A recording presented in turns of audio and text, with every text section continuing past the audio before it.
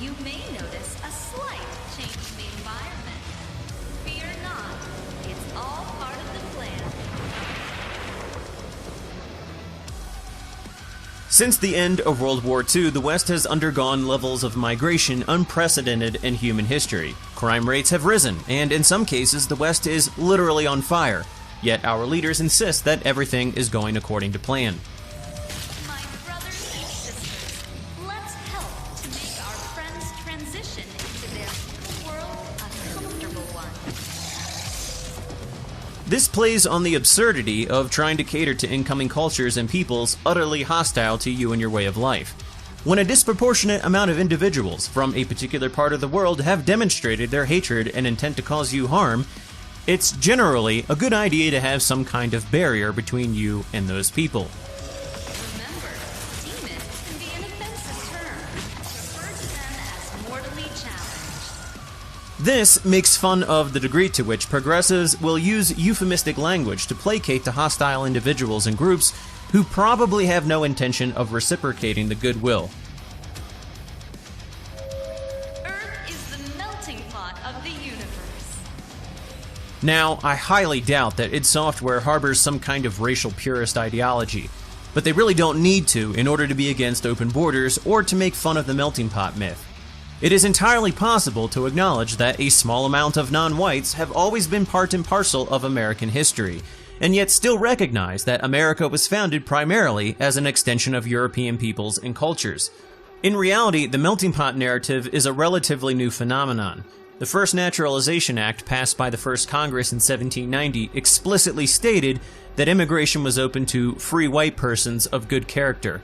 And this set a trend that was maintained in one form or another right up until the 1965 Hart-Celler Act.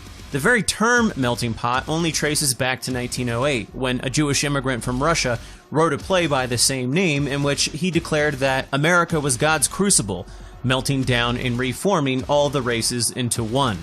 Now, many Jews actually share this desire for religious reasons, namely that once their Messiah comes, he will unite the world under his leadership from Jerusalem, and it is the job of Jews to prepare the Gentiles for this, which seems to involve breaking down all ethnic, ideological, and national barriers, except for those in Israel.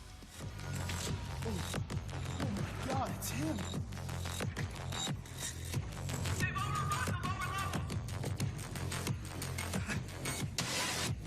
Corporate says we should let them through. What? Why?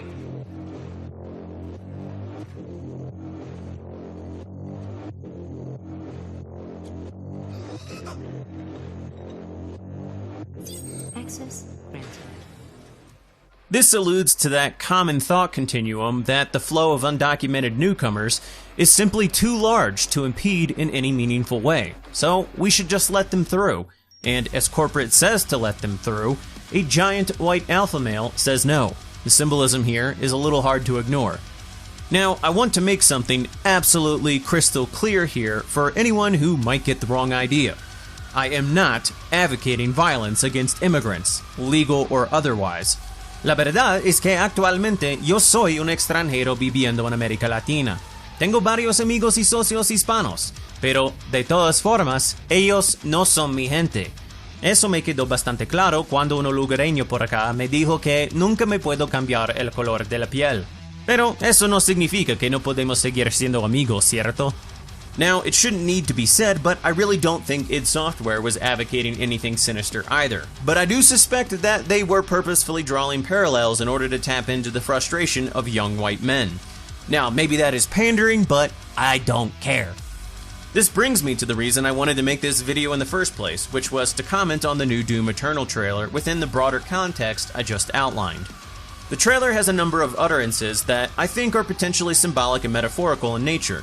While they may not overtly convey what I am about to ascribe to them, I do believe that if nothing else, the writers are intentionally tapping into a sense of urgency within Western men as our continued existence is increasingly questioned and attacked. Why are you here? What you interfere with now is bigger than you can imagine. If you continue, you will bring down the heavens' wrath. It is written. It is their time to give penance. You are but one man. They are no longer your people to save.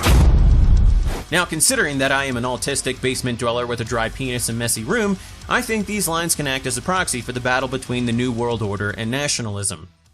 The first few lines suggest that the Doomslayer has found himself entangled in heaven's greater plan for mankind, and that if he continues on his path, those who inhabit heaven will relentlessly attack him. Heaven wants mankind to give penance, which is an act of self-abasement or devotion performed to show sorrow or repentance for sin. It is written likely refers to a sort of prophecy for Armageddon, which is what I assume the Doomslayer wants to stop. "You are but one man" is supposed to intimidate the Doomslayer and illustrate just how unimportant he is in the grand scheme of things. In other words, you are but one man with no hope of defying the larger forces at work here. "They are no longer your people to save" is a call to the Doomslayer to betray or give up on his own kind. Now, admittedly, there is some debate over who Doom Guy really is. Some even question whether or not he's actually human. But visually, I would argue that he's still a white male and thus his symbolism remains potent. And to anyone exclaiming that Doom Guy is Jewish because of the mother of BJ Blazkowicz in the new Colossus, where have I heard that before? Whatever. I would remind you that the Machine Games timeline of Wolfenstein is not canonical. Some people think that the Doomslayer is actually the same character as the Betrayer, a Knight Sentinel from the world of Argent d'Nor, whose son was killed in battle fighting Hell's legions.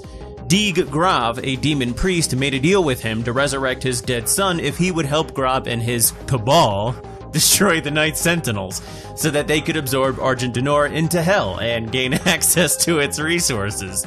Now, my personal rationale for why I don't think the Doomslayer is from Argent d'Nor is because when the ominous voice in the trailer says, "They are no longer your people to save," it can't be referring to anyone from Argent d'Nor because all of the Argent d'Norians are dead.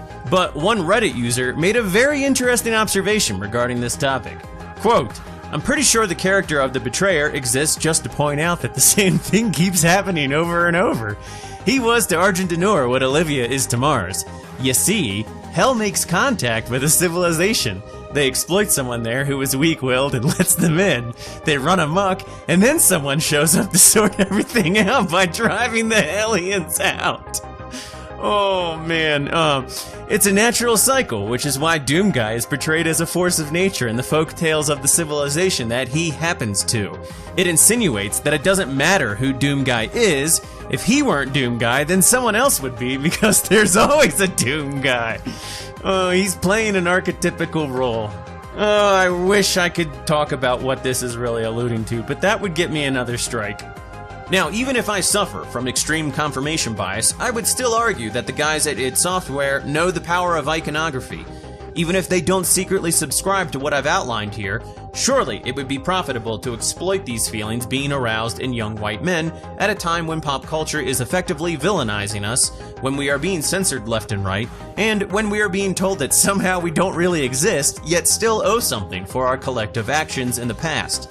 Anyone who can successfully tap into this ethnic frustration without explicitly making a statement would stand to profit quite a bit, even if they didn't believe in any of it. In fact, it might be an extremely intelligent way to implement a pressure release valve for men who, on some deep psychological level, have had enough, even if they don't fully understand why. Whatever the case actually is, and even if I'm entirely wrong, the fact is that Doom is riddled with Western symbolism. Even the Praetor suit itself is a reference to an ancient Roman officer who managed public games and, in the absence of the consuls, doled out justice as he saw fit.